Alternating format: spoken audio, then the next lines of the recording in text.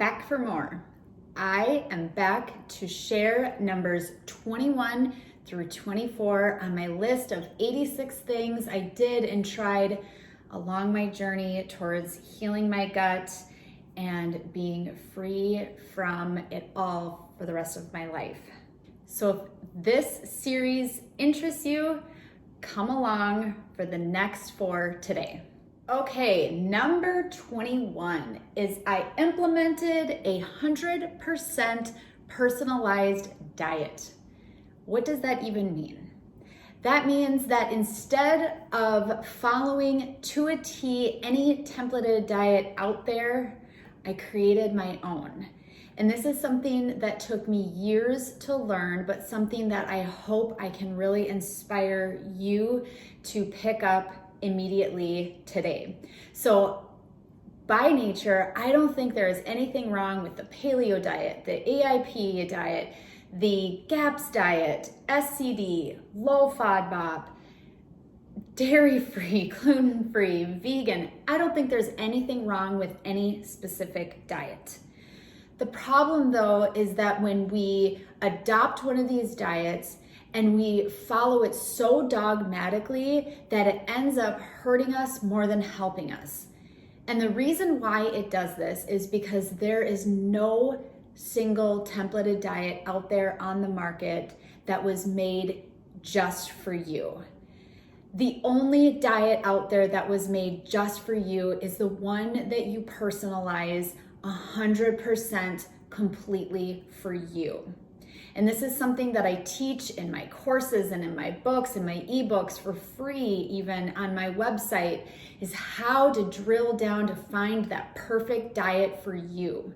And it might mean that you start with a templated diet, but then that you're adding things in or taking things out that don't make sense for you. So that is number 21. I implemented 100% personalized diet. Number 22, I got out of the weeds of overwhelm.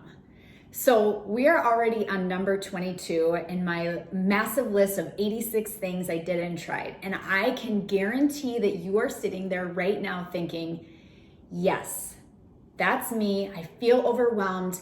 I don't even know where to start, how you got there. Sometimes when you're explaining things, I don't know what they mean, all of it. But one thing that I had to do on my own journey is to get out of any kind of weeds filled with overwhelm. And I have a free resource for you that you can check out on AGUTSYGIRL.com. I will also share it in the notes below this video, but it's called Gut Healing for Dummies. I'm not saying you're a dummy. I wasn't a dummy. It's just the concept. And within this post, I break down OVERWHEL and M.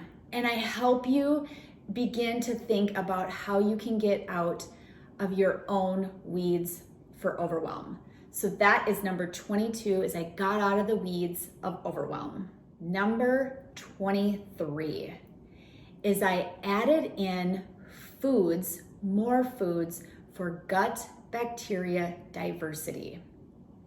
Again, this list is for gut healing and gut health.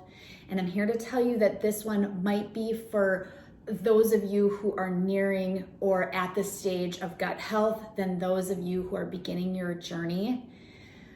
But ultimately, I cannot emphasize enough the importance of diversifying your food choices in order to diversify the bacteria that your gut is able to get. And this is so important for many different reasons, but the more diverse our diets are, the better we fare over time. The more chance there is that you have built up good bacteria, the more chances that you're getting all of the right nutrients, all of the right minerals, and all of the things that your body needs and is smart enough to know that it needs from the get-go. So I cannot stress this one enough, but number 23 is food variety for gut bacteria diversity. And finally, number 24 is I learned how to ferment my own foods. So this one is super important because if you've ever heard gut health experts talk about fermented foods, you know how beneficial they are. They are a form of probiotics, a form of prebiotics, and they, like I just mentioned in the previous point, they give us more gut bacteria diversity. Fermenting foods also a lot of times allows us to digest them better. We've been fermenting foods since the beginning of time, so this is not a new concept, it's just one that is incredible for the digestive system. So some of my favorite foods to ferment are fermented veggies. I now ferment my own sourdough bread. I bake it every single week, and I am obsessed with the process, and I eat it very joyfully every single week. And then also kombucha. I taught myself how to brew my own kombucha as well, which is also a really long fermentation cycle, but it was so worth it. I have different tutorials on my website for how to do this. I have a whole podcast episode all about sourdough bread and its benefits. And it's not something that you can just learn overnight, but if you have any interest in fermenting your own vegetables, bread, whatever it might be, I strongly suggest that you take the first step and just start, because it can definitely be life-changing and it can save you so much money. So that is number 4, is that I learned to ferment my own foods. There you have it. Numbers 21 through 24, and I will see you next time.